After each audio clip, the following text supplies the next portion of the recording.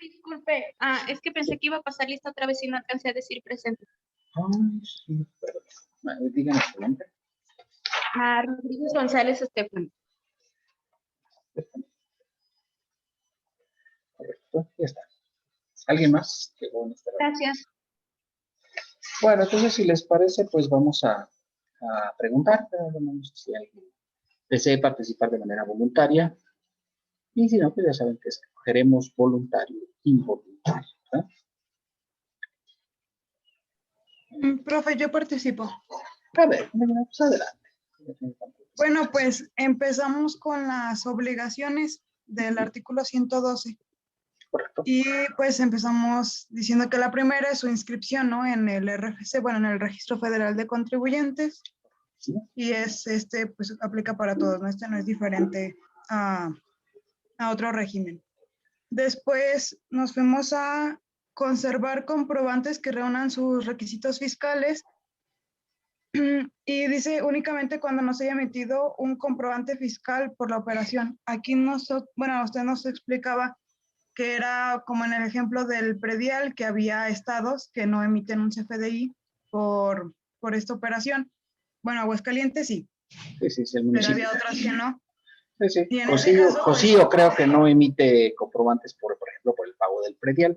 Y luego puede ser un monto, entonces obviamente, pues sí es importante considerar ese hecho, ¿verdad? Entonces, pues ahí sí tienes que guardar también las puede facturas. ser como el de la luz, ¿no, profe? O sea, hay unos que les llega como la luz, no sé, de 2,000 o así, tal vez no tiene como el CFDI, pero sí tiene el comprobante y lo guarda. Pero la luz sí emite CFDIs, ¿eh? O sea, si tú das tu RFC, sí te da CFDIs.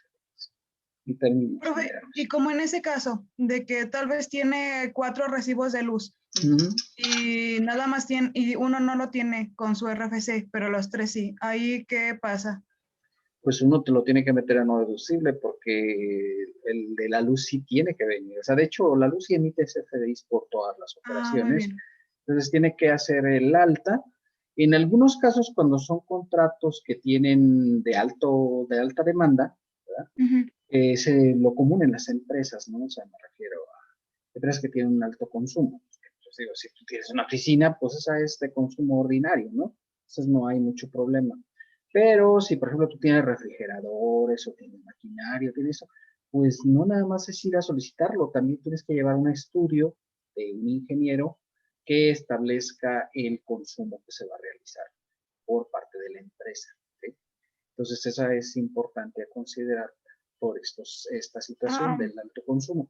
Entonces, ya no es nada más llevar la solicitud de cambio de nombre, sino de dar también el estudio de carga que también te lo solicita la CFE para ver a ver si te da servicio o no te da servicio. Adelante.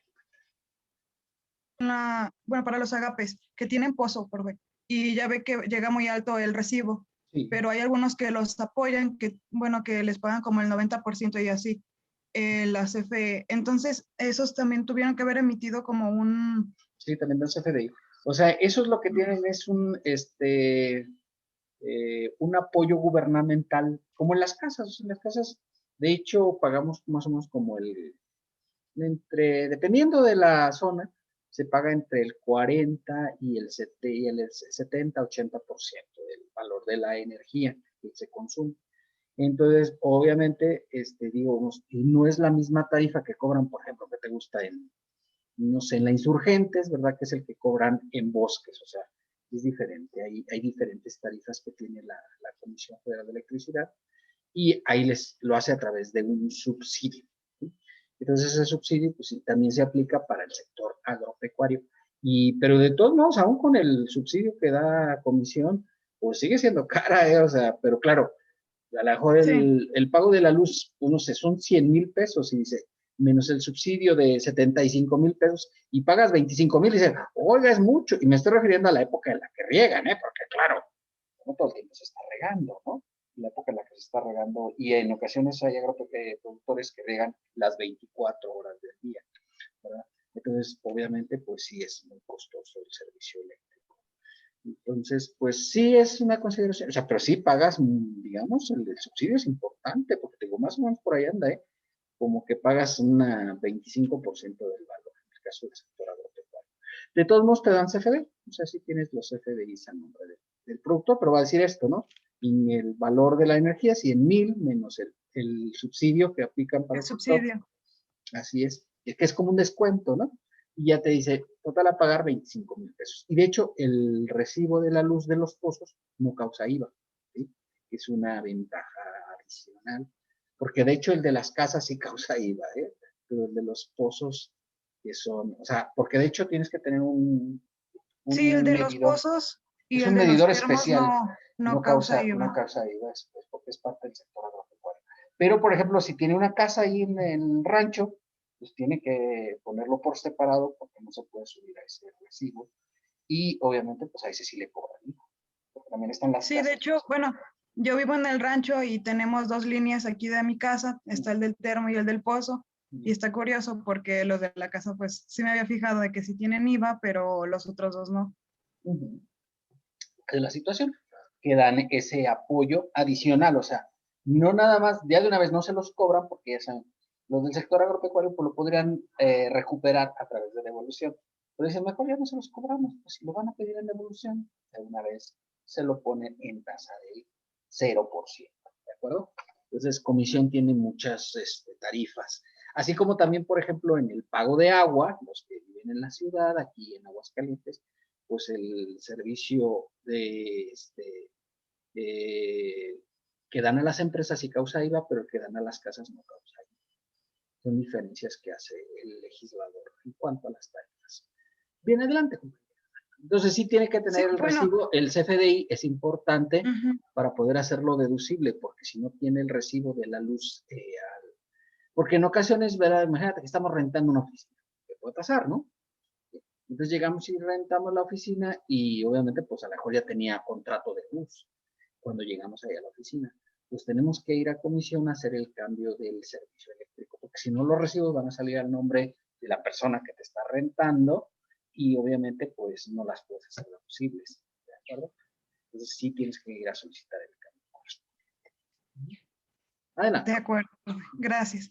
Bueno, y en la misma fracción 2 nos decía que, bueno, los que sí están en los FDI, pues no es obligatorio que los tengan impresos, pero usted nos, bueno, nos recomendaba de que si los tuviéramos, si tuviéramos los comprobantes, porque en caso de que llegara alguna revisión, aunque no obliga al contribuyente a tenerlo, pues sí se los piden. Entonces, sí es mejor prevenir que lamentar y pues tenerlos, ¿no? Ahí Sí, porque eso guardaditos. es muy peligroso, porque imagínense que no los tiene y llega el fisco y pues dice, ahorita los imprimo. Bueno, si son poquitos, pues no hay problema.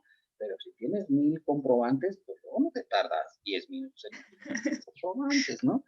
Y además es que debes de tenerlo a disposición de la autoridad.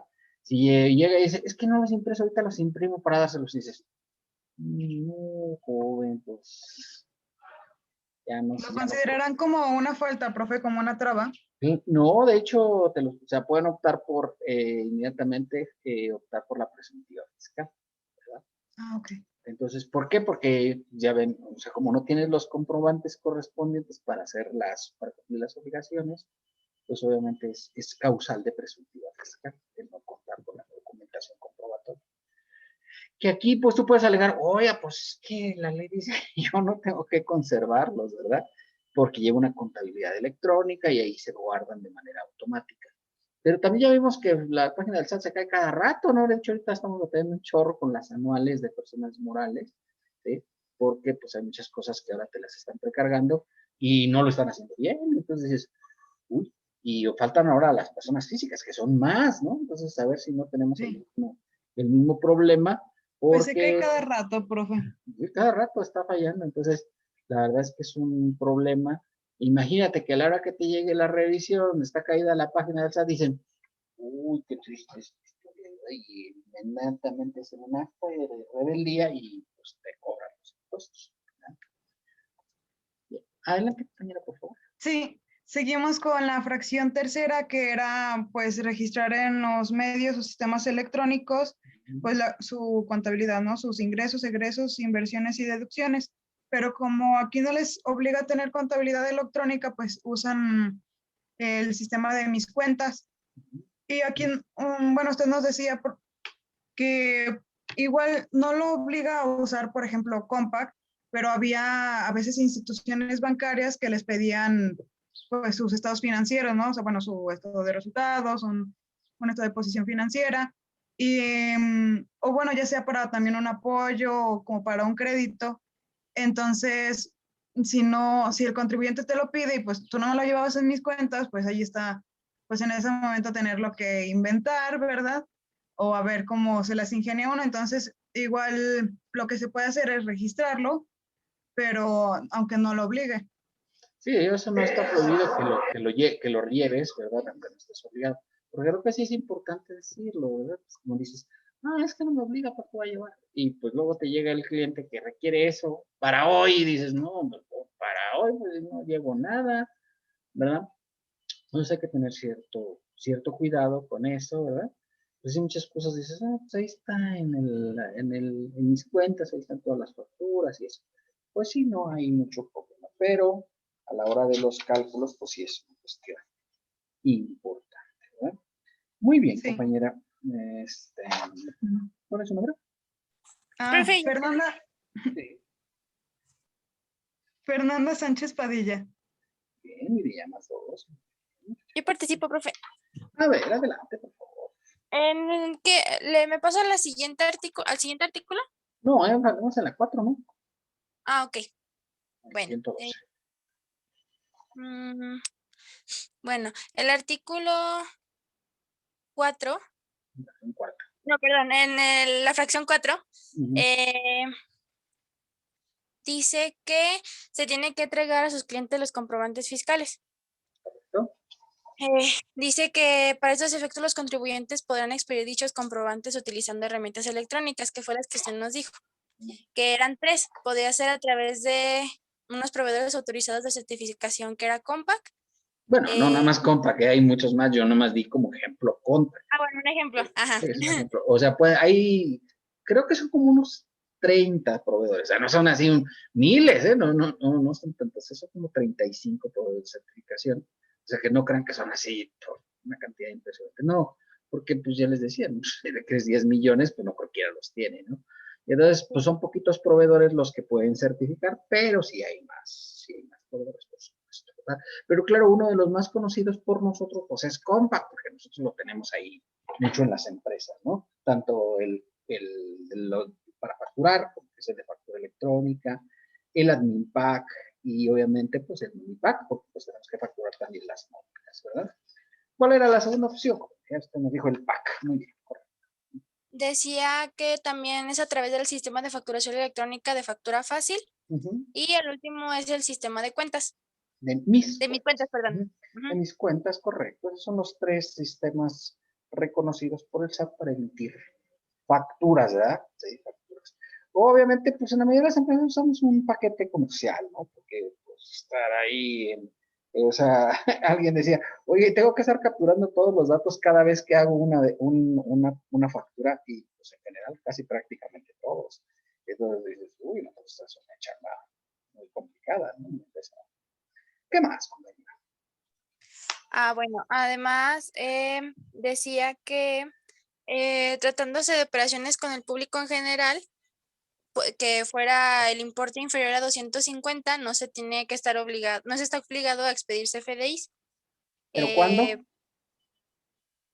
Hay un requisito, ¿verdad? Sí, cuando los adquirentes de los bienes o receptores de los servicios no lo soliciten. Así es, porque si lo piden y, oiga, llevo 100 pesos, quiero la factura, y no te pueden decir, no, es que no son los 150, que luego te dicen, ¿no? Luego te dicen, pues no son los 150, no estoy obligado a facturar. Y no, eso es cuando el cliente no lo solicita. Si el cliente requiere la factura por 100 pesos, pues le tienes que dar la factura de 100 pesos, o sea, no hay inconveniente, ¿no? Por ese aspecto, ¿verdad? Sí es una obligación de la expedición de comprobante. Y de hecho es una obligación punible, o sea, si tú no expides la factura, te pueden multar, para que tengan especial cuidado. Y bueno, ayer no les señalé, ¿verdad? Pero creo que es importante decirlo, que luego nos dicen, sí, sobre todo en las empresas más grandes, ¿no? Nos dicen, oh, sí, de esta factura, entre al portal de la empresa y ahí, aquí está la dirección electrónica y ahí emite su factura con este número. Y dices, no tiene, si el cliente quiere que le expidas la factura, te la tienes que hacer. ¿Sí? No puedes obligarlo a hacer esto. De hecho, es una causal para que te pongan una sanción administrativa por la no expedición de comprobantes fiscales. ¿De acuerdo? Si el cliente dice, oiga, pues sí, me parece muy bien, yo lo hago en la página de internet. Perfecto. Pero si el cliente no le parece adecuado esto, tú tienes la obligación como empresa de expedir el CFDI. ¿De acuerdo? Bien, adelante, compañero. Profe, hay una parte que no me quedó bien clara. Es A que ver, usted dice que se tenía que ese valor bajaba a 100 pesos. ¿Cuándo eh, qué? Cuando no en estaba el resto registrado. de las empresas. Es Ah, una ok. persona moral o es una persona física de actividad empresarial y profesional. Del régimen general me refiero, si es un arrendador, etcétera, ahí se refiere al monto, baja de 250 a 100 pesos, o sea, es mayor el monto para los de régimen de incorporación fiscal, porque recuerda que lo que quieren es pues, que sea más fácil, ¿no? Ese es el objetivo de este régimen, que sea más sencillo, tener más facilidades. Pero pues tú vas a una persona moral y dices, ah, aquí están 120 pesos, ¿verdad? Hago una compra por 120 pesos. La persona moral está obligada a expedir un CFDI de manera forzosa. Si dices, quiero factura, no quiero, la va a expedir con el RFC genérico de XAXX 010101 y luego triple C. ¿De acuerdo? Porque si yo pido la factura con los datos fiscales, pues me expiden con los datos fiscales, por supuesto. Esa es la situación. Entonces, es que es curioso, ¿no? Porque voy a decir, oye, pues estos los más chiquitos debían tener un monto menor. Y no, o sea, los más chiquitos tienen un monto mayor para no expedir. De hecho, lo vimos, ¿no? En el artículo. Más adelante lo vimos en el artículo de resolución miscelánea. ¿Qué más, compañera? Bueno, también nos pasamos a la fracción 5, que dice que al efectuar el pago de las erogaciones relativas a sus compras o inversiones, cuyo importe sea superior a 5,000, tendría que ser en transferencia electrónica para que este ya sea deducible, pero por ejemplo, si ellos pueden hacer hasta 2,000 pesos y solamente expidiendo el ticket y se podría hacer deducible. Bueno, más o menos. La verdad es que los 5,000 pesos es para que no expidan, se puede pagar en efectivo. Y ya de 2,000 pesos son para la gasolina nada más, ¿eh? Es que la gasolina, recuerden que en el resto de contribuyentes, si tú vas y cargas 100 pesos, tienes que hacerlo con tarjeta. Si quieres hacerlo deducible, claro, cheque, tarjeta, pero los de RIF no, ¿verdad? Ellos pueden ir y órale, y sacar su ticket y luego ir a sacar la factura, por supuesto, y pagar en efectivo y hacerla deducible. Requisito, ticket por factura, ¿verdad? Y obviamente que no exceda de 2,000 pesos. Que ya decíamos, en un coche, pues muy difícilmente, aunque la gasolina ha subido, ¿verdad? De hecho, ha subido un 36% en el último año, ¿verdad? Entonces, pues se imagina la cosa, ¿no? Aún así, no, ningún coche pues, se lleva más de 2,000 pesos de gasolina en una carga, pues, aunque lo trae. Oye, ya no trae nada, puro aire ahí en el tanque, ¿no? Ya no se lleva más de 2,000 pesos. Automóvil, ojo. Hay algunas camionetas que sí se llevan más de eso. ¿Qué más, compañera? ¿Qué más? Bueno, de hecho aquí lo anoté. Ya Sí, que son los 2,000 pesos por carga, que no sí. tienen que excederlo. Dice, tiene que pedir factura y son 2,000 máximo. Y esto se puede pagar si, como es RIF y todos los pagos provisionales se hacen bimestralmente, se tiene enero y febrero y se puede pagar hasta todo marzo. Bueno, de hecho, pues el detalle ahí es que tiene que ser por cada ticket. Ese es el problema fundamental con el régimen, que tiene que ser por cada ticket. Ese es la única como gran requisito, ¿verdad? Muy bien, compañera, ¿cuál es su nombre? Andrea García López. Sí, antes. Me pregunto su nombre porque lo ponen en el segundo apellido y pues yo no me entero. Muy bien, ya van ceros ahorita. Muy bien. Hay que Gracias. seguir participando para ganar puntos. Como usted, ¿Tiene algún otro voluntario que quiera participar de manera voluntaria? Yo, profe. Compañera Ruth, adelante. Sí. Pues seguiría la fracción 6, que dice que tienen hasta el mes 17 siguiente, o sea, el día 17 del mes, para entregar sus declaraciones bimestrales. pero también nos dijo que tienen una excepción que se puede presentar hasta el día último. Así es, son los únicos, de hecho, que tienen esa opción especial de hacerlos hasta el día último del mes. Eso es muy importante considerar por los RIF. Y de hecho, prácticamente todos los RIF lo hacen así, ¿eh? O sea, todos los pagos los hacen hasta el día último. A ver, ¿para qué nos hacen? ¿Qué más? Sí. Y en la fracción 7 dice que las erogaciones por salarios se tienen que efectuar con las retenciones del capítulo 1 del título cuarto. ¿No? ¿Y cuando se pagan las retenciones? Todas las cosas. ¿Cómo? ¿Cuándo se hace el pago de retenciones? Hasta el 17 del mes inmediato. Bueno, eso es en general, pero aquí en RIF es la ventaja que hay en RIF.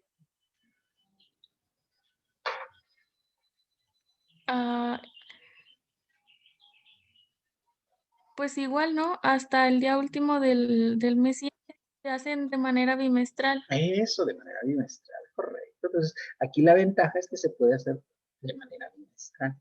El resto de contribuyentes tienen que pagar mensualmente, ¿verdad? Pero los de RIF tienen esta gran ventaja de que pueden hacer los pagos de manera bimestral, igual que su pago de ISR, ahí pueden pagar el de retenciones por sueldos.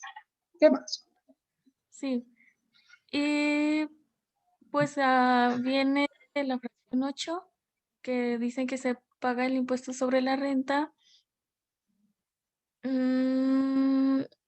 También en la sección de mis cuentas. ¿Ah? ¿Sí? De hecho, hay una opción ahí en mis cuentas que se llama mis declaraciones. Mis declaraciones. De hecho, se llama. Bueno, pues tiene concordancia, ¿no? ¿Sí? Y ahí es donde capturas, digamos, de manera general, ingresos y deducciones. Ya cubriendo esto, pues ya dices, ay, mira, yo estoy muy bien, ¿verdad? Ya estoy al corriente. ¿Qué más? ¿Qué más? De que no, para que no te quiten del régimen, te tienes que esforzar en no incumplir las declaraciones 2 veces en forma consecutiva o en 3 ocasiones durante un plazo de 6 años, para que no se te, pues sí, si no te quitan del régimen. Del régimen de corporación fiscal, que como ya vimos es un régimen preferente. Sobre todo, lo más importante del régimen es solamente los descuentos y que deduces los activos, ¿no? Es una ventaja grande en relación a todos los demás contribuyentes. Pues perder el RIF, pues es una cosa que puede ser importante. Pero ¿qué decíamos de eso? ¿Se acuerda que decía, bueno, no lo aplican así, como dice la ley, afortunadamente? ¿Qué es lo que aplicaba? Que es cuando te lo requieren y además lo incumplas. Así es, te hacen un requerimiento y te van a hacer el requerimiento y tú te haces, uy, el requerimiento, y no lo cumples. Entonces dices, ahí sí es incumplimiento total, ¿me entiendes?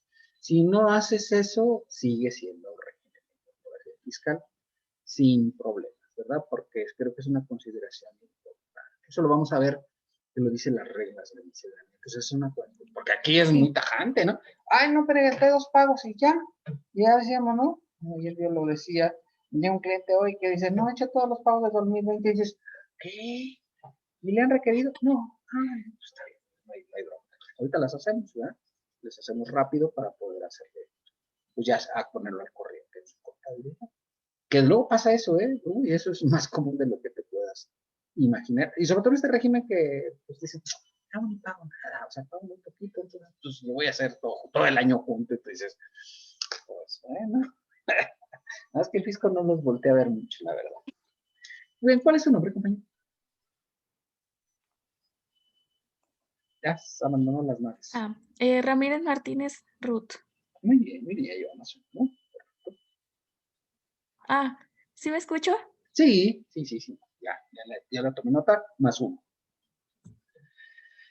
¿Bien algún otro voluntario que quiera participar de manera? Gracias. Gracias. ¿Hay más voluntarios, chicos? Escogemos voluntario e involuntario. Vamos a ver. Vamos a ver.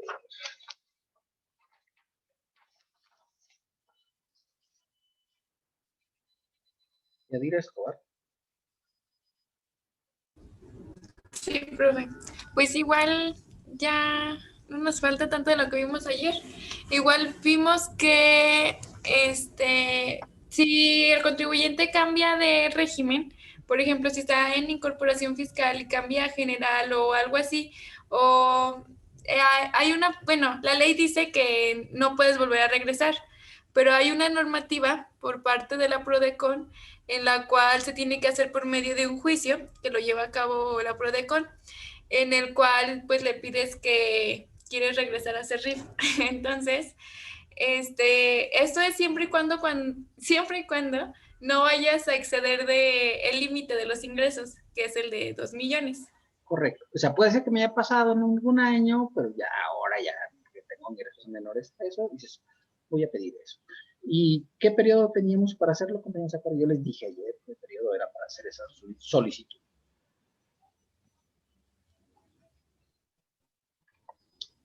¿Cómo? ¿Qué periodo es para solicitar este regreso al RIF?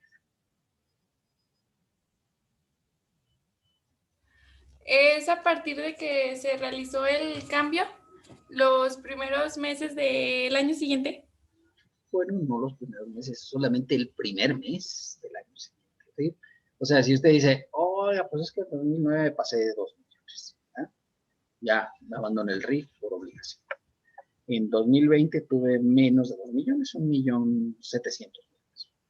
Dices, perfecto, en 2021 ya puedo hacer RIF porque no me pasé de 2 millones, ¿está de acuerdo? O sea, cumplo con el requisito. ¿Sí?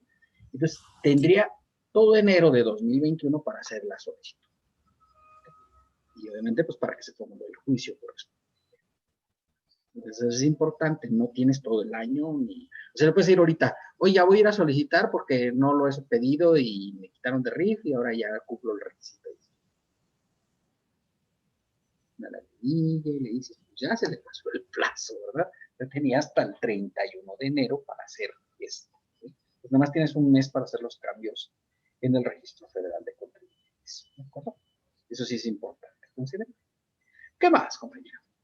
También nos había comentado que, por ejemplo, en los lugares que no tienen acceso a internet o cosas así, está la facilidad de que vayan a las oficinas del SAT o a la Secretaría de Finanzas que les quede más cercana y ahí ellos les ayudan a presentar sus declaraciones.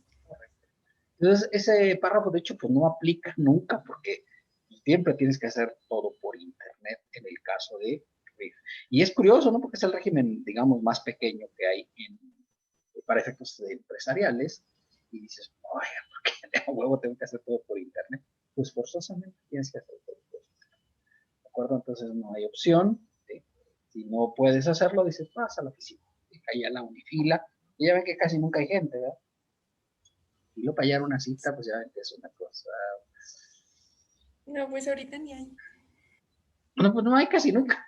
De hecho, las abren. Además, ya hasta dijeron, pongan cuidado, porque luego había unos lugares en Facebook y eso, donde decían, ahorita hay citas. Y ya dijo el SAT, a esos que digan que ahorita hay citas, hay que cancelarles las cuentas. Y están cancelando cuentas de Facebook y de WhatsApp por petición del SAT, por andar señalando que hay citas. O sea, sacaron un criterio sustantivo del SAT para hacer eso. A mí me parece alucinante, ¿no? Pues digo, pues oye, si yo tengo un grupo de amigos y nos ponemos de acuerdo todos para estar todos al pendiente, a ver cuando hay citas, porque ya ve que no hay muchas, ¿no? Entonces dices, por ejemplo, yo el otro día saqué una para sacar una cédula de volada, porque así soy yo de rápido, ¿no? Entonces me puse listo y inmediatamente en una semanita salió la cédula. ¿Eh? Porque es que ahora la firma electrónica sirve no más para, digo, y es como que de las más difíciles la de firma electrónica. Ahorita la firma electrónica ya sirve para otras cosas, no nada más para cuestiones fiscales, ¿no? Si vas a sacar tu cédula profesional, pues tienes que tener firma electrónica avanzada, ¿no? Entonces dices, uy, pues digo, para ustedes que van a salir en breve, pues tienen que sacar la firma electrónica avanzada, no hay otra forma, ¿verdad? Terminando la carrera, si quieres sacar tu cédula profesional, entonces con tu firma electrónica. Entonces dices, oye, además qué triste, ¿no? ¿Sí? La firma electrónica avanzada empezó como la fea, y entonces, claro, todo el mundo la choteaba. Y entonces ya le cambiaron a la fiel, y entonces ya quedó eso dicho de, ya ves, no hay fea que no sea fiel. Ahí está la cosa. Pues es lo que dice, pues ya que te digo. Bien, adelante, compañero. Bueno, ya vimos que hay 3 causales para dejar de ser rico, que la primera y que es como que la que ya mencionamos, que es que sobrepasen del límite de los 2 millones Correcto. de ingresos. La segunda era tener más de 10 años en el RIF, que nos comentaba que va a empezar a pasar a partir del año 2025, que es ya cuando varias personas que empezaron desde que inició este régimen, ya se les cumple el plazo. Correcto. Y la tercera, que era la que comentaba mi compañera, que era la de no presentar 2 declaraciones continuas o 3 en un periodo de 6 años. Correcto. La tercera, pues es, digamos, un poco más difícil por la cuestión del requerimiento y todo eso. Y ya saben que un contribuyente cuando le llega un requerimiento, luego dice, ¿eh? Y se asusta y entonces dice, ay, quiero ver al contador de inmediato. Y ahí van, ahora sí, asustados y todo. Eso es muy normal, ¿eh? No crean ustedes que pasa siempre, pero es más normal que hagan eso. Entonces, por eso digo, es un poco más difícil. Bien, adelante, compañero. ¿Qué más? ¿Qué más?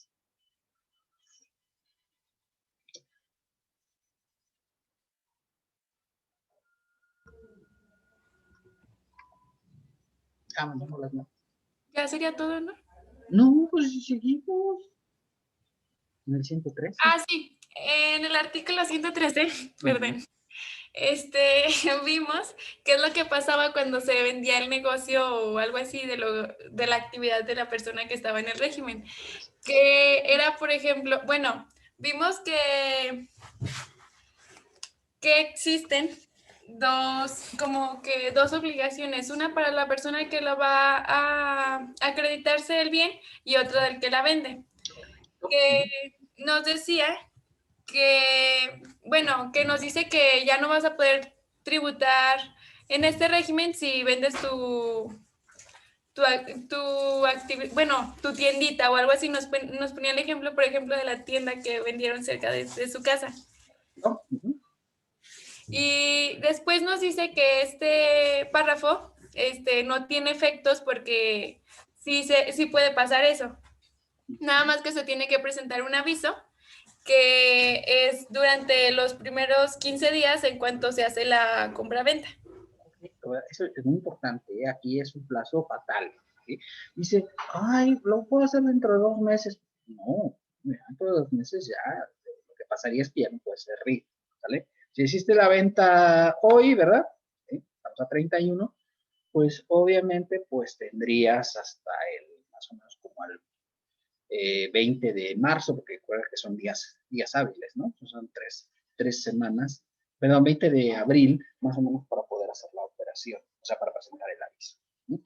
Y que no se les vaya a pasar, porque si no pierden la posibilidad de volver a hacerlo. ¿Qué más?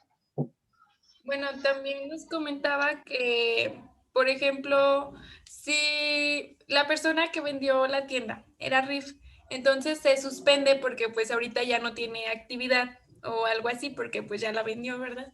Entonces, el plazo no se queda como pausado o algo así, sino que, por ejemplo, tenía 2 años de haberse dado de alta, entonces a partir de que se dio alta, de alta, empezó a contabilizarse los 10 años que tiene para estar en ese régimen. Aunque esté suspendido, de todas formas, sigue contando el plazo. O sea, se cumplen los 10 y estuvo, como quien dice, activo, suspendido, eso no importa. O sea, son los 10 años. Bueno, le faltó decirme qué pasa con el vendedor ahí en la venta del negocio. ¿Qué tiene que hacer el que vende el negocio?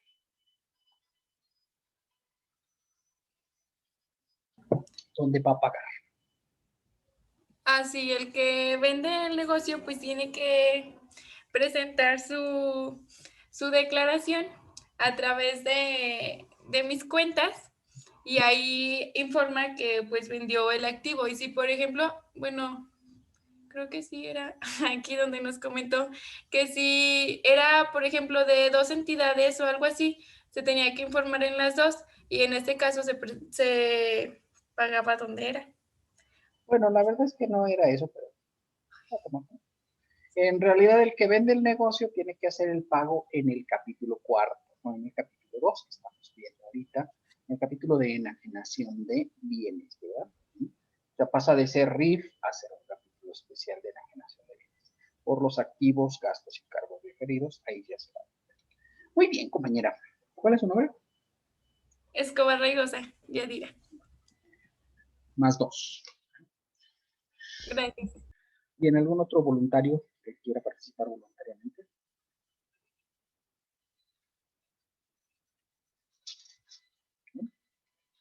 Nayeli Vivero.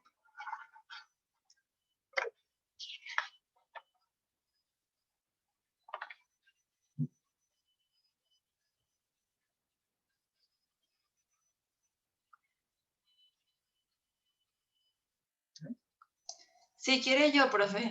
A ver, déjame, vamos a restar una Nayeli Vivero. Una lista. A ver, compañera, adelante. Usted que está muy deseosa de participar. Después continuamos con otros beneficios que tenían los RIF en las disposiciones, sobre todo en la resolución miscelánea fiscal. Pues la primera que empezamos fue de la opción para pagar gasolina en efectivo, o sea, en RIF. Y pues ahí usted nos especificaba que pues en esta disposición, o sea, no aplicaba para otro contribuyente, sino era específicamente para los RIF, que consistía pues en el monto de los 2,000 pesos. Y que pues también era muy importante que por cada vez, o sea, nos ponía el ejemplo de un taxista, si iba a cargar gasolina 3 veces en el día, tenía que pedir por cada vez que fuera la gasolinera un CFDI para amparar esto. Eso es muy importante, ¿verdad? Porque si dice, pide una factura al final del día por los 3 tickets, la gasolinera le pone ahí, es una obligación de las gasolineras, de hecho, poner cuál es el ticket con el que estás pagando. Y obviamente pues va a poner 3 folios de tickets y te va a decir el fisco, muy no, pues usted no cumplió con el sector requisito, ¿verdad? Que a lo mejor ni a una de las 3 se pasara de 2,000, pensemos, ¿no? Cargó 500, 700 y 800. A mí no se pasa de 2,000. Y dices, oiga, pero pues como uso 3 tickets de gasolina, pues ya no es válido, esa factura ya no la puede deducir. Porque el otro requisito era pues, que tenía que pedir ticket por factura, ¿no? ¿Qué más, compañera?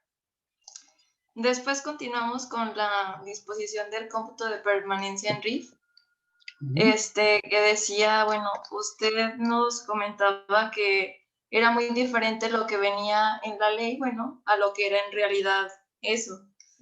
Porque, pues sí, en la ley está como muy bonito de que te dice que si te das de alta, por ejemplo, hoy, que es 31 de marzo, pues entonces, bueno, usted nos daba el ejemplo de que si fuera el 1 de abril, ahí empezabas ya como tu año fiscal. Entonces, la exención que tienes del 100%, bueno, de reducción de ISR, te iba a durar hasta el 1 de abril del próximo año, que será del 2021. Cosa que eso es lo que dice la ley, ¿eh? Eso es lo que dice la norma, ¿no? Exacto. Exactamente. Pero ya usted nos decía que la realidad era de que pues ya te registraste el 1 de abril y te iba a durar esa reducción de ISR del 100% hasta que termine este año, que sería el 31 de diciembre. Y ya el próximo año, que sería 2022, ya tendrías la reducción del 90%, o sea, no se te respetaría como dice ahí en la ley. Entonces sería peor si te das de alta el 1 de diciembre, y si estás fregado, ¿no? Porque ¿cuánto vas a aplicar? Porque tú tendrías un mes de la reducción. Un mes de reducción, ¿verdad? Y muchos negocios luego se dan de alta en diciembre, porque es un mes bueno para vender, ¿no? O sea, si hay buenas ventas ahorita en diciembre por los aguinaldos y todo. Y entonces dices, qué barbaridad, es mal asunto, ¿no? Escogiste mal la fecha, pero pues es así, ¿no? ¿Qué más, compañero? Otra de las, bueno, facilidades era de que aviso de suspensión de actividades en RIF. Usted nos comentaba que una persona física no se puede dar de baja, a menos que sea en el caso de muerte, pero que un RIF pues sí puede hacer esto, nada más que hay que tener cuidado con que pues te das, por ejemplo, te das de alta en 2018 y ahí en ese año tienes la reducción del 100%. Y ya pues el próximo año decides darte en suspensión y ahí es donde se aplica eso de que continúa por los años la reducción que te corresponde. Entonces, si ya después en el 2021 decides abrir otro negocio, ya tu reducción va a ser ahora del 70% porque tiene continuidad, de la primera vez que estabas registrado. Sí, es muy triste, ¿verdad? O sea, no se cancela, digamos, de manera temporal los años para el RIF. Entonces, eso sí es mala situación, pero pues así está la norma, ¿no? O sea, sigue corriendo el plazo. Y lo peor del asunto es que dije, ay, en el año 2028 me vuelvo a dar de alta y dice, pues ya saliste de RIF, ya no puedes volver a ingresar porque ya te pasaron todos los años que tenías como RIF y se acabó, ¿verdad? Que puede pasar, ¿no? Puede pasar que digas, ahora sí voy a hacer un negocio y bien, ¿verdad? Y pues no, ya no, bueno, ya no, al menos no en RIF, será en régimen. ¿Cuál es su nombre, compañero? Castañeda González, María Fernanda. Muy bien, tres. ¿Tiene algún otro voluntario que quiera participar voluntariamente?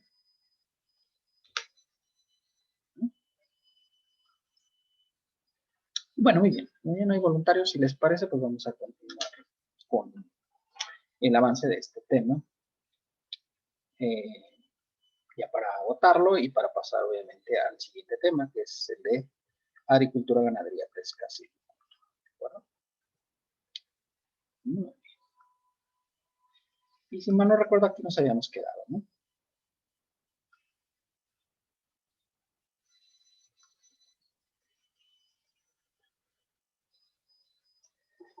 Bueno, pues para los de RIF, ¿verdad? No es una opción el decir, oiga, el sistema de registro fiscal puede llevar el compact, y dice el SAT, no, usted tiene que llevar el sistema de mis cuentas. Si usted quiere llevar el compact, pues ya es su decisión de manera personal y directa, ¿verdad? No creo que haya mucho problema con ese aspecto, pero en realidad, ¿sí?, tiene que llevar forzosamente mis cuentas, porque es lo que dice aquí, ¿no? Los RIF deberán ingresar a la aplicación electrónica de mis cuentas. Y obviamente dice deberán, y al decir deberán, pues que es una obligación. Disponiendo de su RFC y contraseña, el resto de personas físicas podrán optar por utilizar el sistema de mis cuentas. O sea, es obligatorio para los de RIF, optativo para otros contribuyentes, ¿de acuerdo? En el sistema de mis cuentas, pues que capturarán los ingresos, los gastos, ¿verdad? Y ahí tienen la opción de emitir los CFDIs, que es lo que ya habíamos platicado, ¿verdad?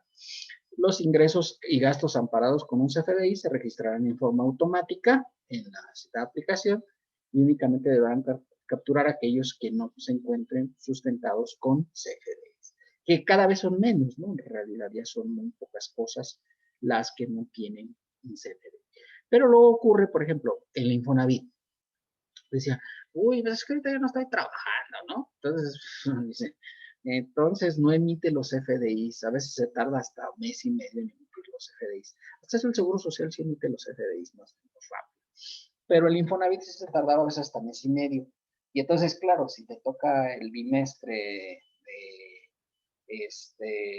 meter el actual, de hecho, el periodo hasta junio, no emitió un FDI, ¿no?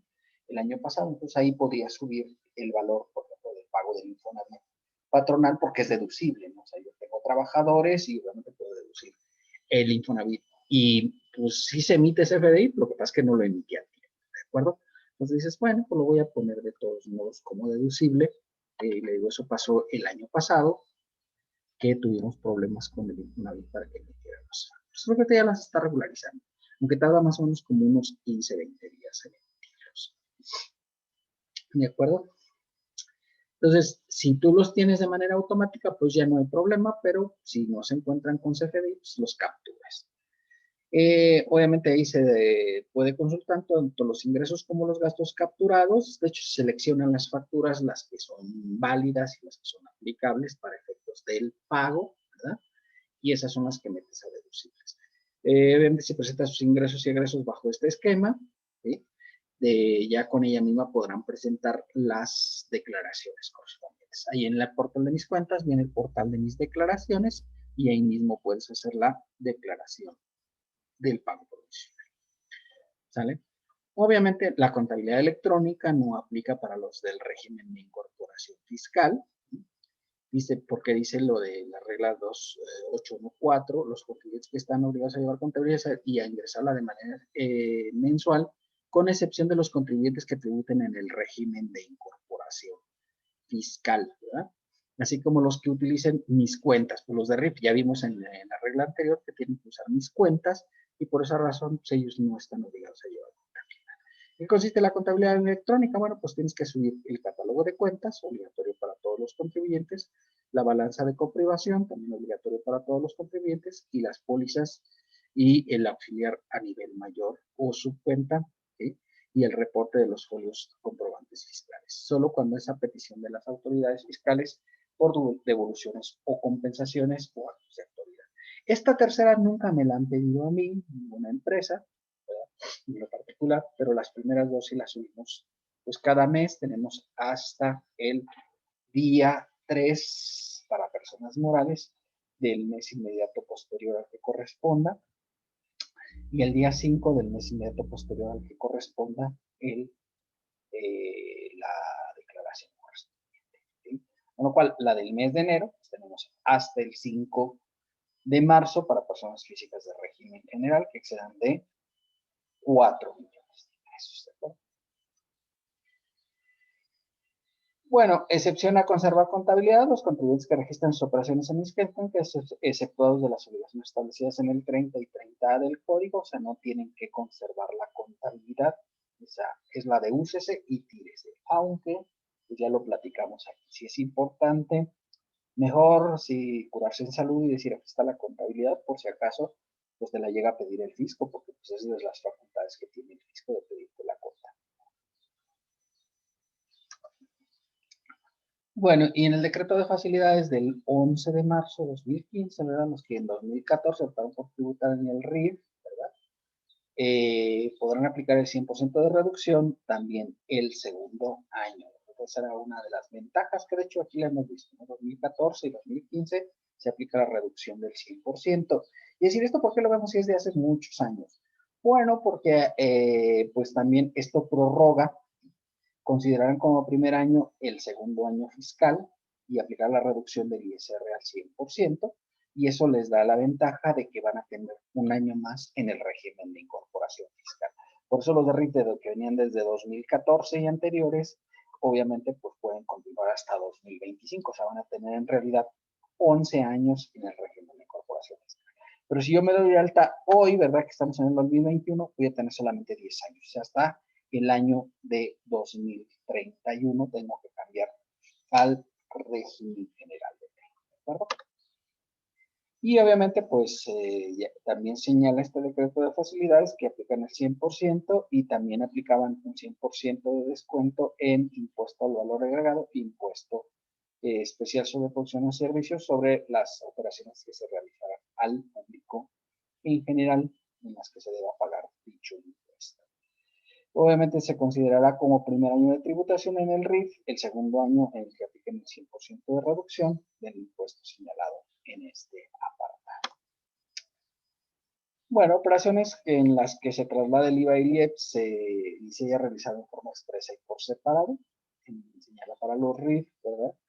Que para conseguir el estímulo previsto en la ley de ingresos, los comprobantes fiscales que emitan y trasladen en forma expresa y por separado del IVA y del IEPS tendrán que pagar dichos impuestos exclusivamente por las operaciones en las que se hayan trasladado en forma expresa y por separado el impuesto al valor agregado y el impuesto especial sobre producción y servicios. Y sacarán una proporción entre dichas empresas facturadas y el bimestre correspondiente. Podrán anotar la expresión operacional público en general sin trasladar el IVA y el IEPS. Y les explico más o menos de qué se trata esta cuestión. Hay una regla, que la vamos a ver en ley de ingresos, que les da un descuento en materia de IVA y de IEPS.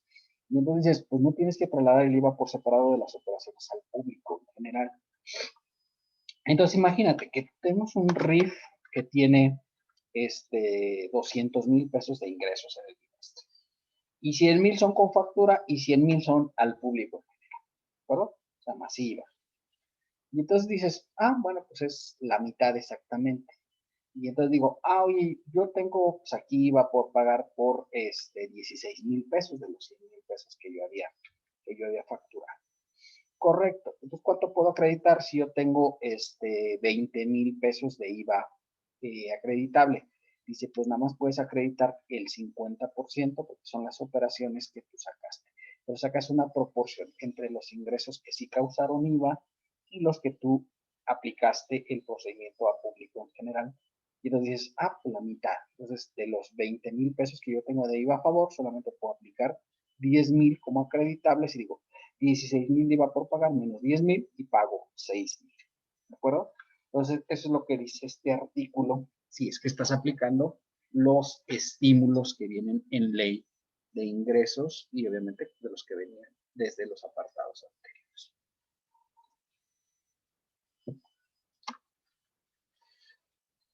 Y lo que decíamos, ¿verdad? Cuando estás en poblaciones rurales sin servicios de internet, y tú vives por allá en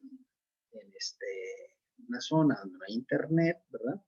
Yo tenía un cliente que tenía un rancho por ahí, por cerca de Villa Hidalgo, y resulta que no había internet ahí en su rancho, ¿verdad?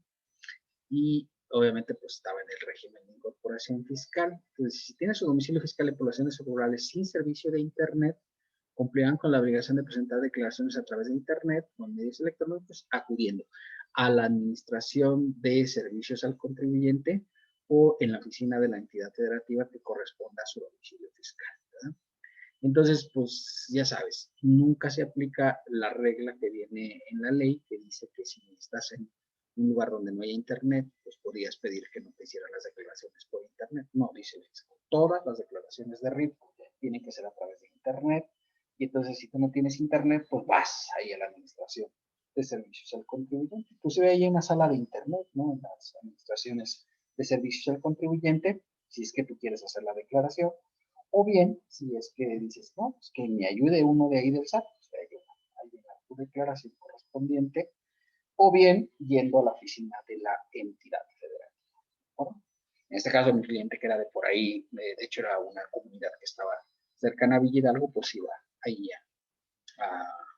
iba a Lagos a hacer las declaraciones correspondientes. Bien, ¿hasta aquí alguna duda, chicos?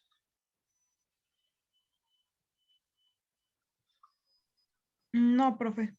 Ya se durmió toda mi concurrencia. Bueno, ¿qué pasa cuando cambio de régimen de incorporación fiscal? Que es una cuestión que de hecho vimos un poquito en el 111. Dice que cuando por los ingresos por actividades empresariales, incluyendo ingresos que he obtenido como los capítulos 1, 3 y 6. Recuerden que aquí se suman los ingresos por sueldos, por arrendamiento, que es el capítulo 3, y por intereses, que es el capítulo 6, ¿verdad? Y estos superen los 2 millones de ingresos e incumpla con la obligación de presentar declaraciones trimestrales o no atienda los requerimientos de las autoridades, estará lo siguiente. Cuando los ingresos superen 2 millones de pesos, ¿verdad? Deberá calcular y presentar provisionales con el procedimiento siguiente. Los ingresos percibidos de 2 millones serán declarados en el bimestre que corresponda al mes que rebasó la cantidad citada. Y el resto de los ingresos pues serán pago definitivo. El resto de los ingresos pues continuarán y harán el pago en el régimen general. Si aplicaba el coeficiente de utilidad, que ya hemos visto que aquí no se debe aplicar, que no se recomienda que se aplique, ¿verdad? En este caso, en el momento que rebasa, tendrán hasta ese momento el pago provisional con coeficiente de utilidad. Si exceden 2 millones, ¿verdad? Serán declarados conjuntamente con los ingresos que correspondan al mes en términos de la sección 1 del capítulo 2 del título 4. ¿Verdad? O sea, serán declarados los ingresos excedentes. Si, por ejemplo, yo en octubre tuve ya 2,100,000 pesos, dice, mira, hasta 2 millones, pues estás en RIF. Pero como tú ya te pasaste, entonces en octubre tienes que hacer 2 declaraciones. Una, para completar los 2 millones en RIF, y los 100,000 pesos se van a régimen general. ¿De acuerdo? Y obviamente dice, cuando sea por razones de las provisionales, ¿verdad? Procederá a la deducción de las obligaciones realizadas desde que se rebasaron los 2 millones y no procederán como acreditamientos los que hayan pagado los contribuyentes como pagos provisionales de ISR en el RIF, porque recuerde que los pagos de RIF son pagos definitivos. Entonces, se hacen por separado los pagos de régimen general cuando hay un cambio por sobrepasar el monto de los ingresos. Bueno, ¿qué pasa cuando se hace al fin del mes siguiente, el cierre del bimestre, ¿verdad? Opción para presentar declaraciones de personas físicas que tributen en RIF. Este es un decreto también, es la regla del decreto 2.293 del decreto. Dice que cuando se hagan los pagos, ¿verdad? Presentarán declaraciones bimestrales de impuestos definitivas hasta el último día del mes inmediato posterior al bimestre que corresponde.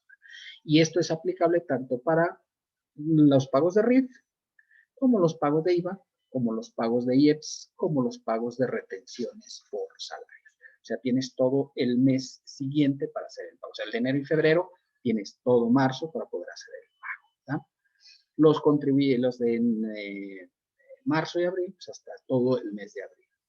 Obviamente, si tienes la facilidad prevista, no podrán aplicar lo dispuesto en el 5.1 del decreto de beneficios fiscales. O sea, ya no pueden decir, oye, todavía puedo decir, o puedo tomar el sexto dígito numérico del RFC para efectos de tomarme un día más, 2 días más, hasta 5 días más.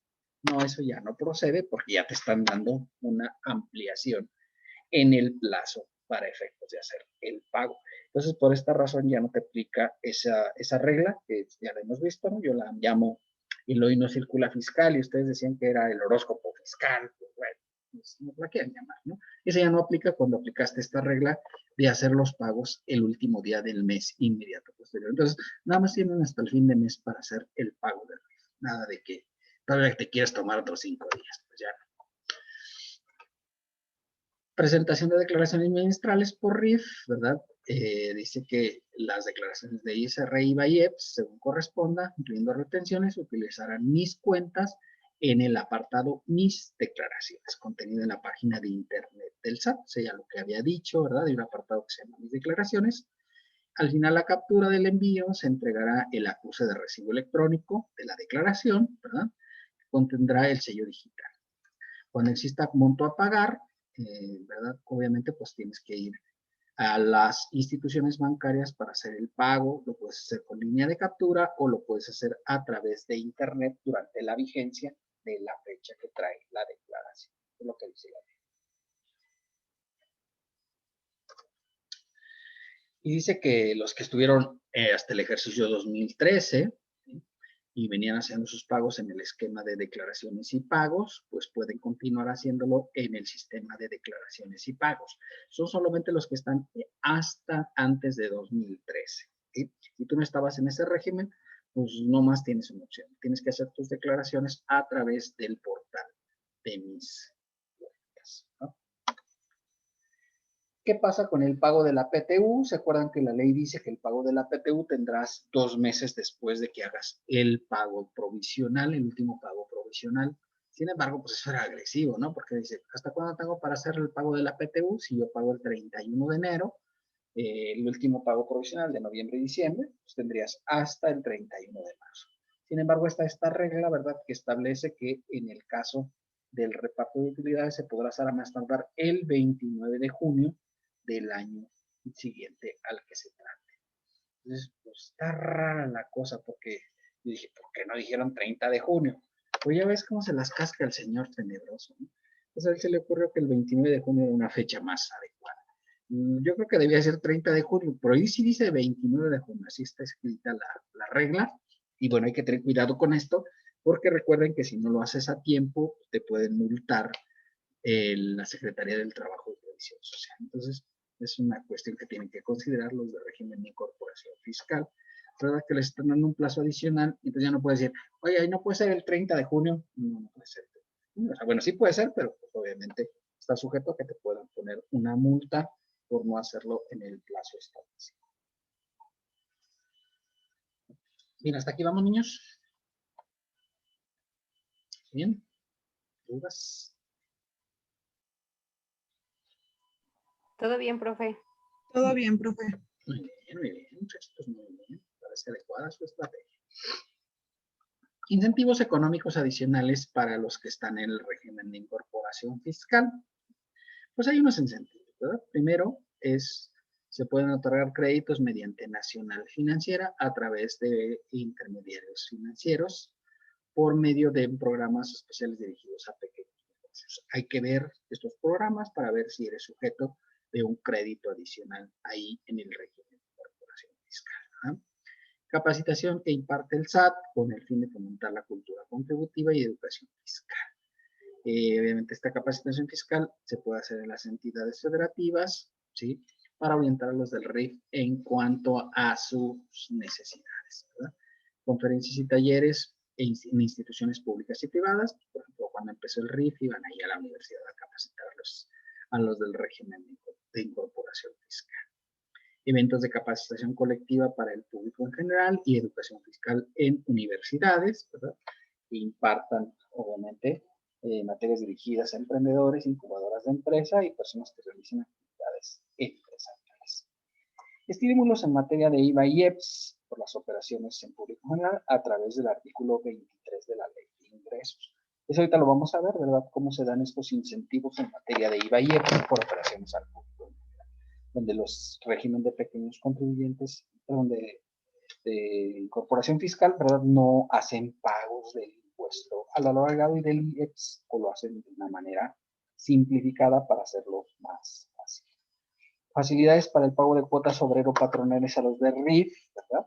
Y sus trabajadores, tanto en el IMSS, aunque aquí nada más dicen el IMSS, ¿verdad? También el Infonavit dijo, yo también quiero apoyar a los de RIF, y también da el estímulo para los que están en el régimen de incorporación fiscal para el pago de las aportaciones al Infonavit. ¿Y qué ventaja hay? Bueno, pues cuando se dan de alta pueden tener un descuento del 50% en el Seguro Social y 50% en el Infonavit. Entonces, en lugar de pagar el 5% en el Infonavit, pues pagan el 2.5%. En el IMSS es un poco más difícil, ¿verdad? Porque ahí son distintas tasas, pero obviamente al final les hacen un descuento del 50% y en este caso lo hacen por 2 años. O sea, el año 1 y el año 2 tienen descuento del 50%.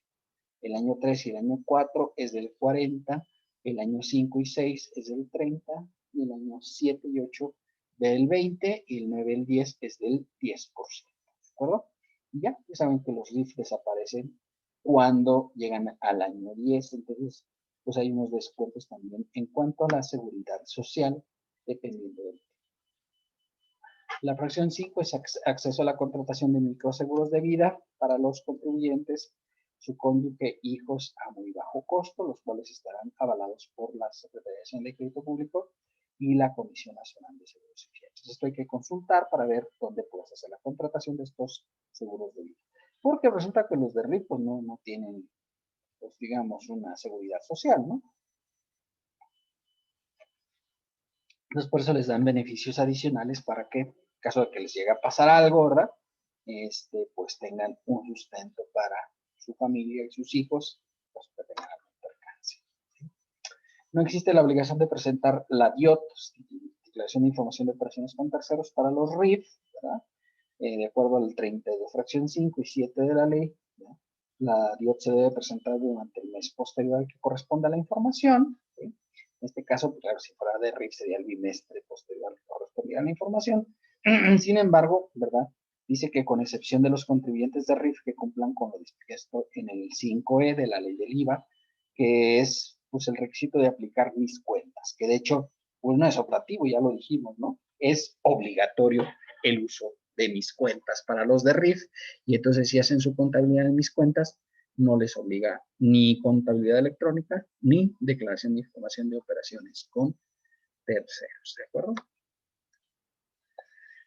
Bueno, algunos ingresos adicionales que no se consideran para efectos de salir de RIF. Ya vimos que los que sí se consideran, que es sueldos, obviamente lo de RIF, arrendamiento e interés. Esos 4 ingresos sí se consideran. Ahora vienen algunos que no se consideran para el monto de los 2 millones de ingresos para seguir tributando en el régimen de incorporación fiscal. Y viene la fracción 9 del 93, que es la venta de casa-habitación. Yo vendo mi casa-habitación, está exenta, obviamente, pues no paso, no salgo de RIF. Porque digo, oye, te vendo mi casa y mi casa sola resulta que vende en 2 millones de pesos. Y dices, uy, pues ya tienen que dejar de ser. Y dice el fisco, no, la venta de casa-habitación puede ser considerado como un ingreso adicional que no sumo para estos efectos.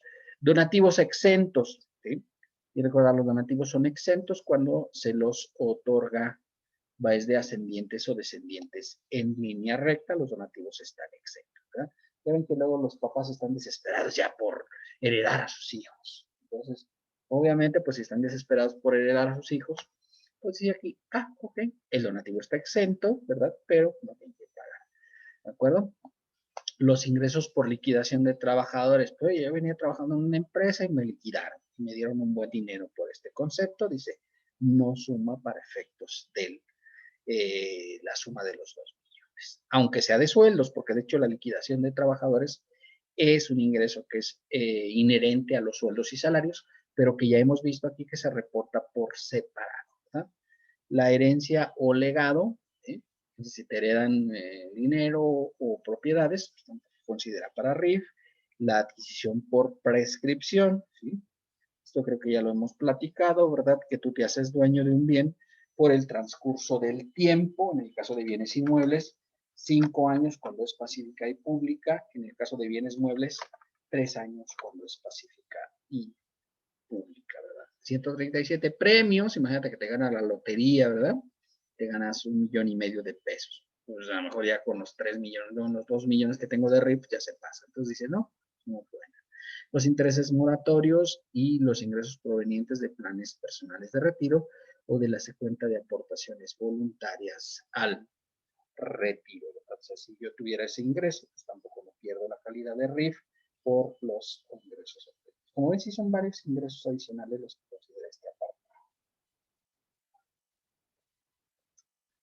¿Y hasta aquí vamos bien, chicos? Ya se durmió toda mi concurrencia. Vamos bien, profe. Gracias. Muy bien. Vamos bien, profe. Muy bien. Vamos a ver algunos beneficios establecidos en la ley de ingresos. Bueno, de hecho vienen en la 2020. ¿No? Artículo 23 de la ley de ingresos de la Federación. Las personas físicas que estén en el sección 2 del capítulo 2 del título 4, o sea, los de RIF, ¿verdad? Tendrán las siguientes beneficios, ¿verdad? Por las operaciones que realicen con público en general, ¿sí? Y recordar que en operaciones en público en general es cuando no se expide un CFDI que reúna requisitos fiscales. Podrán optar por considerar el impuesto al valor agregado y el impuesto especial sobre producción y servicios, que en su caso les corresponda, mediante la aplicación de un esquema de estímulos con las siguientes características. Calcularán y pagarán los impuestos citados de la forma siguiente. Se aplicarán los porcentajes que a continuación se enlistan al monto de las contraprestaciones efectivamente cobradas por las actividades afectas al pago del IVA en el bimestre de que se trate, considerando el giro o actividad que se dedique el contribuyente. O sea, aquí voy a tener que tomar en cuenta la actividad para aplicar la tasa del IVA que va a cobrar, ¿sí? Recuerden que la tasa del IVA pues es del 16%, ¿verdad? Y entonces aquí, fíjate lo que les dan. Y obviamente, bueno, empieza, la primera tabla es la del IEPS, ¿verdad? Y también, obviamente, los porcentajes de continuación se listan al monto de la aplicación del impuesto especial sobre producción y servicios. Bueno, en el caso de alimentos básicos, ¿sí? Cuando el contribuyente solamente los venda, aplicará la tasa del 1%. ¿Qué son los alimentos no básicos? Pues ya sabes, dulces, chocolates, botanas, galletas, pastelillos, pan dulce, paletas, helados, etc. ¿Sí? Si eres solo comercializador, o sea, yo no produzco los bienes, nada más los vendo, entonces en lugar de pagar la tasa del 8%, pago la tasa del 1%. Si yo produzco los bienes, los hipercalóricos, sería el 3%. En el caso de bebidas alcohólicas, no incluye la cerveza, si eres solo comercializador, pagarás el 10%. La tasa de este apartado de bebidas alcohólicas, ¿sí? Es del 50 hasta del 53%, entonces sí es una baja importante. Obviamente cuando el contribuyente es fabricante, la tasa es del 21%, no del 53%. Las bebidas saborizadas, cuando seas fabricante, el 4%, la cerveza, si eres fabricante, 10%, plaguicidas, 1%, puros o tabacos labrados, 23%. Recuerda que en el caso de puros y tabacos, la tasa es del 150%. Y de tabacos labrados, en general, cuando eres fabricante, 120%, cuando la tasa es del 150%, o sea, te reducen un 30% lo que tienes que pagar, más $1 por cada cigarrillo. Entonces sí, la descuento es importante. En el caso de impuesto al valor agregado, ¿sí? lo que debe aplicar es la tabla. Es decir, es minería 8% en lugar de 16%, manufacturas y construcción 6%, el comercio, que incluye arrendamiento de bienes muebles 2%, ¿sí? Y la prestación de servicios, que incluye restaurantes, fondas, bares y demás negocios similares, tasa del 8%. Negocios dedicados únicamente a la venta de alimentos y o medicinas, 0%. Y dices, ay, pues sí, pues eso se aplica en el 0% en general. Pero pues aquí los dijeron incluir también en este decreto, ¿de acuerdo? Entonces es una cuestión interesante, porque fíjate, en el caso de comercio, que es lo que más vemos en el RIF, o sea, el de la pequeña tienda, en lugar de aplicar la tasa del 16% del IVA, pues puede aplicar la tasa del 2%. ¿No? Tiendita de la esquina y eso, pues tiene una gran ventaja, ¿no? Del 2% del IVA. Obviamente ya no hay acreditamientos y es solamente para operaciones que se hayan realizado con el público en general. Pues el de la tienda dice, oye, pues es que todas mis operaciones son con el público en general. Yo no le doy factura a nadie, ¿no? ¿Sí? El de la tiendita de la esquina. Pues ¿quién va a querer factura en la tiendita de la esquina, no? Y de hecho, si llegas y le dices, oye, me da factura y te manda la China, ¿no? O sea, no te da factura. Sí está registrado porque obviamente, pues ya sabes, ¿no? Me da miedo que lo vayan a revisar. Pero obviamente, pues tiene este beneficio adicional. Entonces creo que las tasas aquí sí son importantes los descuentos, porque pues aquí en el de comercio, pues la reducción es del 14%, ¿no? En el valor de la operación. Obviamente si tienes dos actividades, ¿verdad? De los numerales 1 a 4, se aplicarán los porcentajes que correspondan al sector preponderante.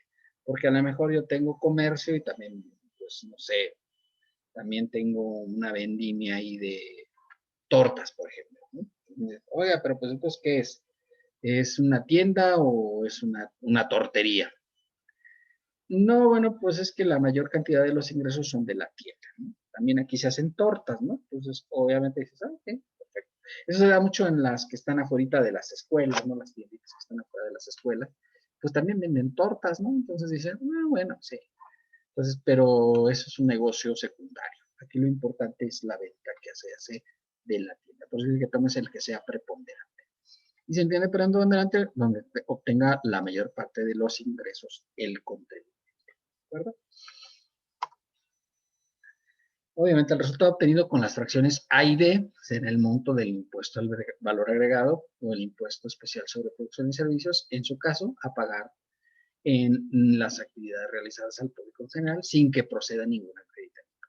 Claro, ya no te acreditas nada porque dices, oye, si ya te estoy dando una tasa de IVA del 2% en el caso de comercio, dices, no, pues entonces dices, oye, ¿puedo acreditar algo? No, ya no, ya directo el impuesto sobre el valor de las ventas al público en general, ¿de acuerdo? Y obviamente las operaciones realizadas en público en general por las que se emitan CFDIs, ¿verdad? ¿Sí?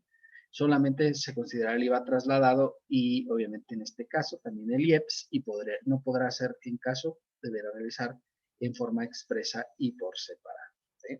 Si piden comprobantes que reúnan requisitos fiscales, ¿sí? Y tener mucho cuidado, ¿verdad? En ningún caso se deberá realizar por separado el IVA. O sea, si usas este decreto no se separa el IVA. Porque si separas el IVA, entonces ya te vuelve, aunque sean operaciones con público en general, no se debe separar el IVA. Y luego dice, si pides comprobantes que no son requisitos fiscales, ¿verdad? Podrás hacer el acreditamiento en la proporción que sea del IVA y del impuesto especial sobre producción y servicios. Ahí sí procede acreditamiento de las facturas que tenga.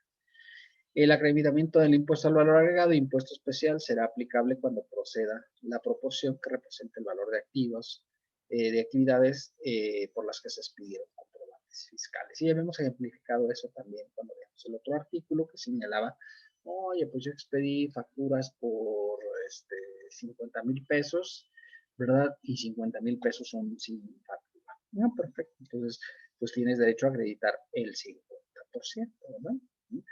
Son 8,000 pesos lo que voy a pagar, ¿verdad? Yo tengo facturas acreditables por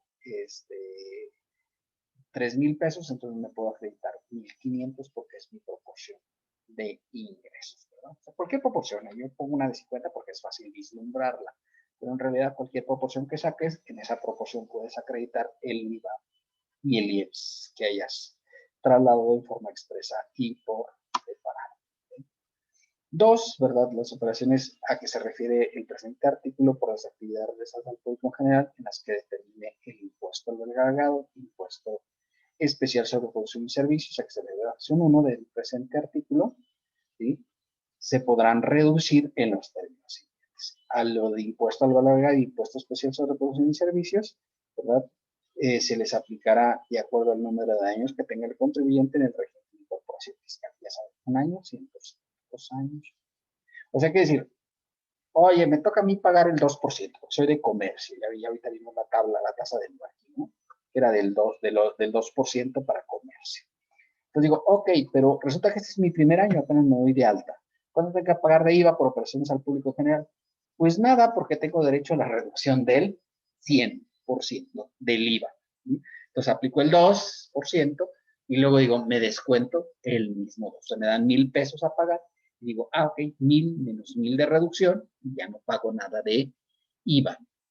El segundo año es del 90, el 80, el 70, etcétera. Es las mismas proporciones que traigas para el ISR. O sea, todavía, a pesar de que te aplican una tasa reducida, todavía puedes aplicar una reducción adicional. Y esto es solamente para las operaciones que sean con el público en general.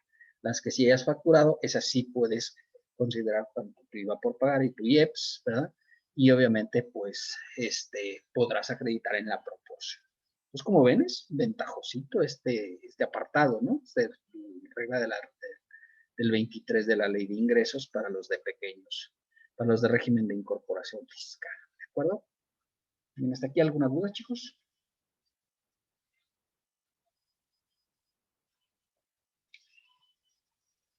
No, profe, ninguna. Muy bien, muy bien. No sé si está dormida también concurrencia. Luego viene otra clasificación, que son los mini RIF, ¿sí? Los mini RIF, que son aquellos que no exceden, yo les puse el nombre, no creo ustedes que sí dice la ley, ¿verdad? Pero son los que no tienen ingresos que no excedan de 300,000 pesos en un ejercicio fiscal, ¿de acuerdo? Entonces es una consideración importante. Obviamente dice que los que están en de los pequeños RIF o mini RIF, ¿verdad? Tratándose de contribuyentes que trabajen en el RIF, cuyos ingresos propios de la actividad empresarial obtenidos en el ejercicio anterior no hubieran excedido de 300,000 pesos durante cada uno de los años que tributen en RIF y no excedan los ingresos mencionados, el porcentaje de reducción aplicable será del 100%. ¿Cuántos años? Todos los que duren en el RIF podrán aplicar la reducción del 100%. Entonces, pues es una ventaja interesante para los de régimen de incorporación fiscal en materia de IVA y en materia de IEPS solamente, ¿no? Sí pagan el ISR, pero pues el IVA se lo pueden, pues, o sea, no tienen que pagar.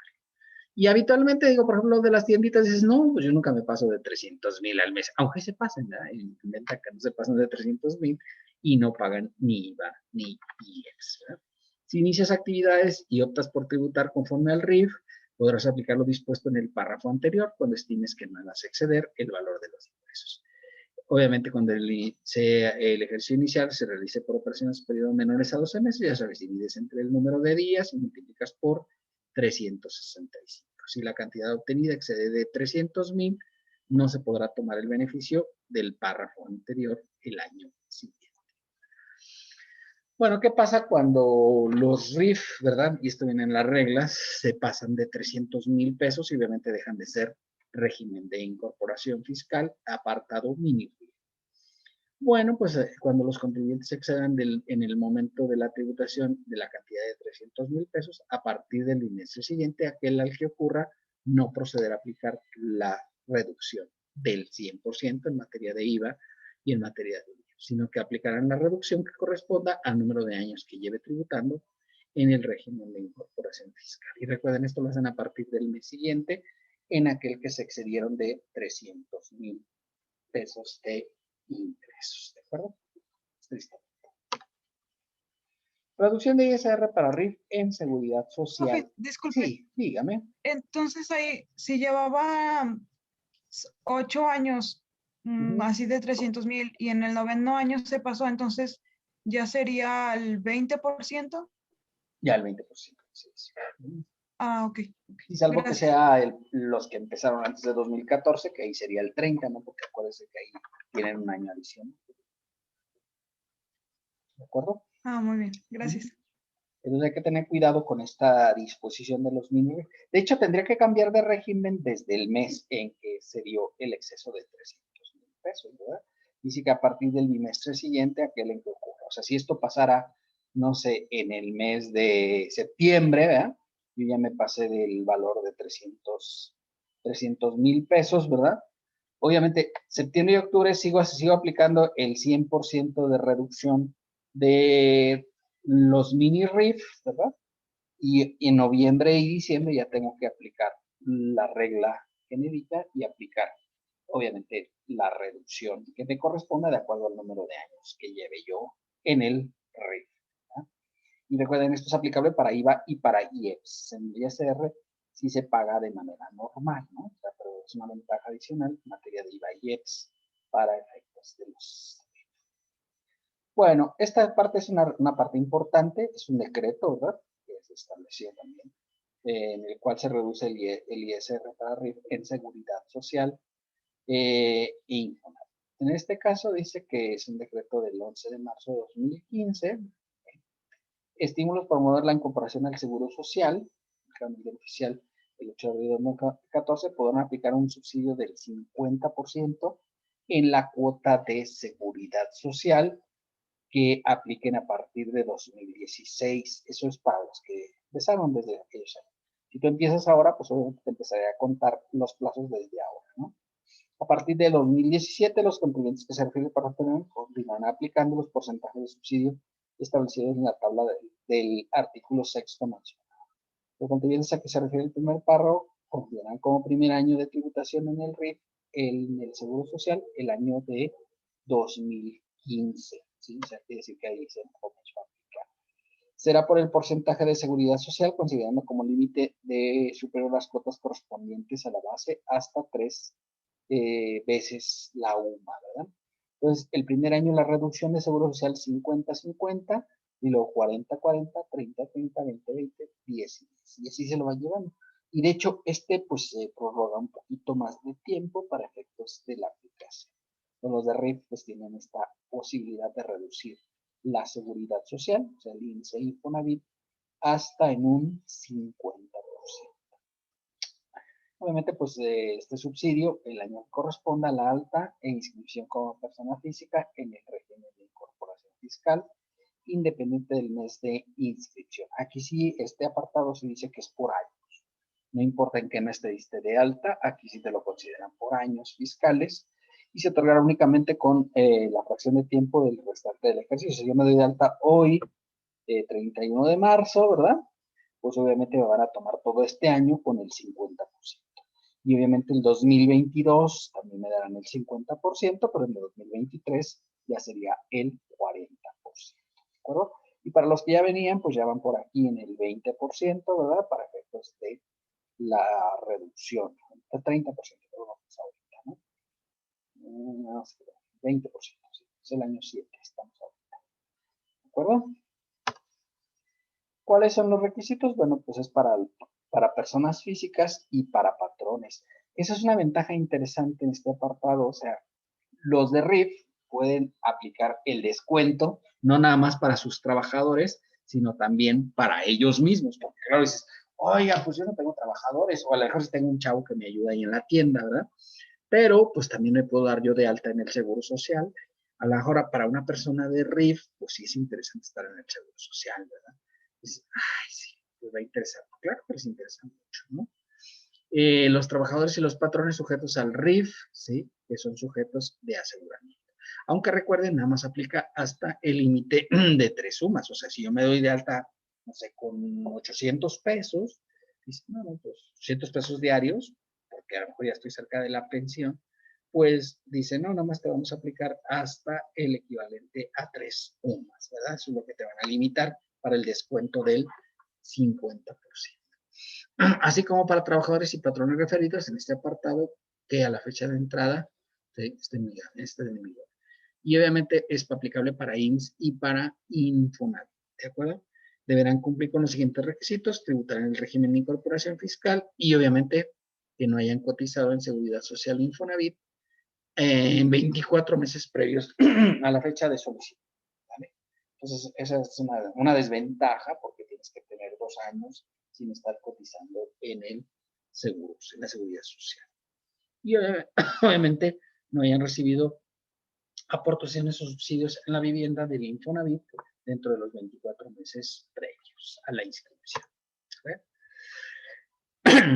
Las personas físicas, ¿verdad?, de este régimen, pues deberán estar inscritas en el RIF, o sea, habitualmente lo cumplen.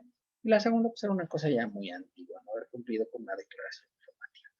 Los sujetos del subsidio que se refiere a este decreto, pues deberán cumplir con las obligaciones en materia de Infonavit y sus reglamentos y las del Seguro Social.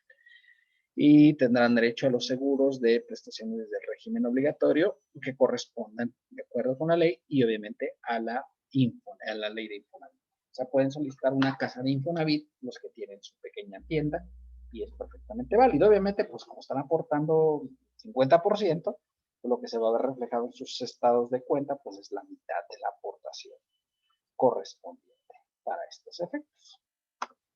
¿De acuerdo? Bueno, hasta ahí es la del régimen de incorporación fiscal. No sé si tengan alguna duda, pregunta o aclaración.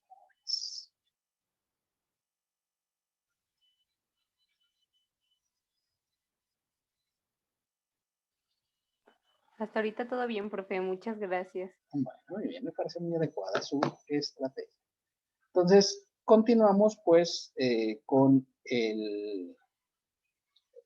los ingresos por la enajenación de prestación de servicios a través de Internet mediante plataformas tecnológicas, informáticas y similares, que es la sección tercera. Es otro apartado, de hecho ya vimos el ejercicio, ¿verdad?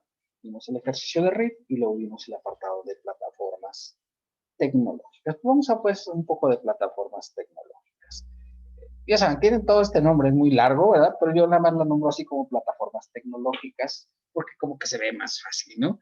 Pero siempre que hablemos de plataformas tecnológicas, entiendan que estamos hablando de la sección tercera, que es todo esto, ¿no? De los ingresos por la generación y prestación de servicios a través de Internet mediante plataformas tecnológicas, aplicaciones informáticas y similares. Y hasta para leerla me siento cansado nada más de estarla leyendo.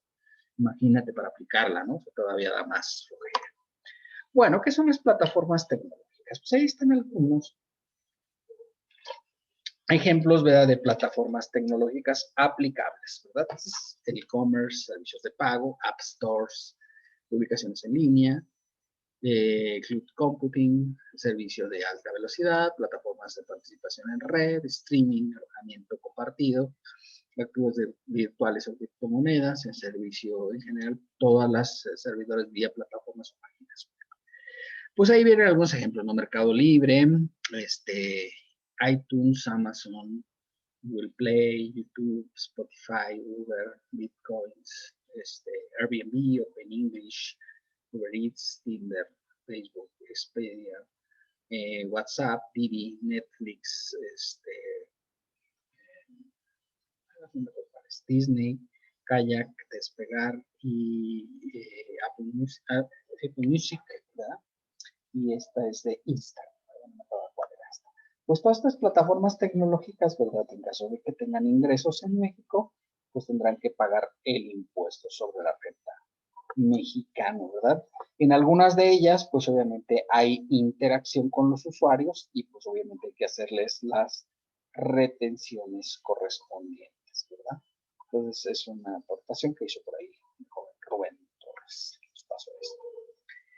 Obviamente, están obligados al pago de este impuesto establecido en esta sección los contribuyentes que obtengan ingresos por actividades empresariales que enajenen bienes o presten servicios a través de plataformas informáticas o similares señaladas en la fracción 2 del 18B. Ahorita vamos a ver el 18B de la ley del IVA, ¿verdad? Por los que se generen a través de los citados medios por la realización de actividades mencionadas, incluidos aquellos pagos que reciban por cualquier concepto adicional a través de los mismos.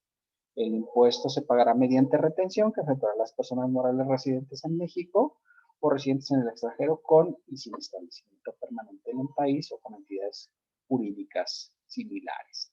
Muchas de estas plataformas pues ya han tenido que establecer un domicilio en México para efectos de tener pues operatividad en nuestro país, ¿verdad? O sea, oye, de hecho, por ejemplo, la última fue que Netflix pues, se abrió una oficina aquí en México para poder cumplir con sus obligaciones fiscales. Les era mucho más fácil, ¿verdad?, hacerlo de esta manera a través de un intermediario. Ya crearon Netflix México, SADCB, ¿verdad? Y recuerden que Netflix pues, es una empresa que está en Estados Unidos, ¿no? Entonces era una corporación de Estados Unidos y ahora ya pasó a ser de México. O sea, Airbnb, por ejemplo, está en Irlanda, ¿verdad? Entonces, pues también ya sacaron un RFC en México para poder operar aquí. La retención se efectuará considerando el total de los ingresos efectivamente perciban las personas físicas por conducto de los citados medios a que se refiere este artículo, sin incluir el IVA. Esta retención tendrá el carácter de pago provisional y el monto total de los ingresos mencionados se les aplicarán las tasas de retención siguientes. De hecho, esta ya la habíamos visto, ¿no? Las tasas de retención. Dice que en el caso de transporte terrestre de pasajeros y entrega de bienes, la tasa será por el 2.1%. En el caso de servicios de hospedaje, la tasa es del 4%. ¿Sí? Y bueno, en el caso de enajenación de bienes y prestación de servicios, la retención será la tasa del 1%. Bueno, en algunos ejemplos, ¿no? En el caso de la fracción 1, pues seguramente el más famoso, pues Uber, pero también está, no sé, Uber Eats, Didi, Cabify, etcétera, ¿verdad? Todos estos plataformas que sirven pues, para el transporte de personas como para llevarte, no sé, productos y servicios, ¿de acuerdo? En el caso de transporte, de servicios de hospedaje, pues está, no sé, Airbnb es la más famosa, ¿verdad? Pero, no sé, hay otras aplicaciones tecnológicas, ¿verdad? Agencias de viajes por internet, que también les aplica esto, porque también son para servicios de hospedaje. Tratándose de enajenación de bienes, ya saben, por ejemplo, Mercado Libre, Amazon, pues hay una China muy, muy grande, ¿verdad? Que se llama Alibaba. Todas estas les aplica la tasa del 1%. Y ahí es prestación de servicios, por ejemplo, ¿qué te gusta? English Life o alguna de citas, ¿no? Por ejemplo, Tinder, ¿eh? Estamos ahí buscando amor, tú vas y te das de alta en Tinder, pues también le aplicaría la tasa del 1%, ¿verdad?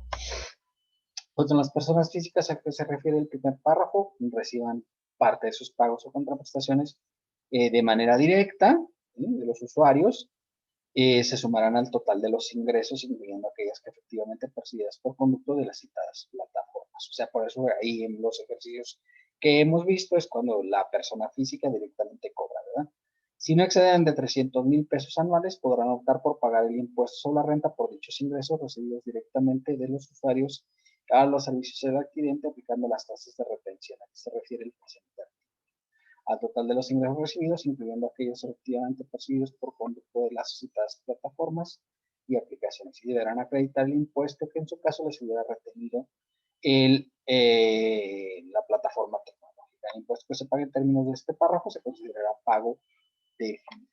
¿De acuerdo? Entonces aquí si no excedes de 300,000 anuales, pues puedes considerar que el pago provisional es como si fuera de la plataforma tecnológica, aunque tú lo percibas de manera directa y obviamente por lo que te recibas de manera directa, pues tendrá el carácter de pago provisional si no excede de 300,000 pesos o de pago definitivo si no excede de 300,000 o de pago provisional si es que excediera de 300,000, teniendo la obligación de hacer tu declaración anual. La ventaja que hay aquí en plataformas pues es que las tasas son muy pequeñitas, o sea, la verdad es que las tasas de retención son, en mi opinión, muy, muy, muy reducidas. Entonces es una consideración interesante a tomar en cuenta, ¿verdad? ¿Cómo se determina el pago provisional? Por las enajenaciones de bienes, prestaciones y servicios a través de plataformas tecnológicas. Pues el ingreso obtenido sin deducción alguna se le aplicará la tasa de retención aplicable a la actividad. Y ese será el ISR del pago provisional por la plataforma tecnológica. Ya saben, en todo caso, si recibes ingresos directos, pues también se le puede aplicar la tasa de retención aplicable en los términos de este apartado para las plataformas tecnológicas, aun cuando sean ingresos directos, siempre que estos ingresos no excedan de 300,000 Y hay que tomar en cuenta que también se consideran otros ingresos como sueldos e intereses para determinar el valor de 300,000 pesos para el límite. Y obviamente puede ser de manera general. Bien, no sé si tengan alguna duda, pregunta o aclaración.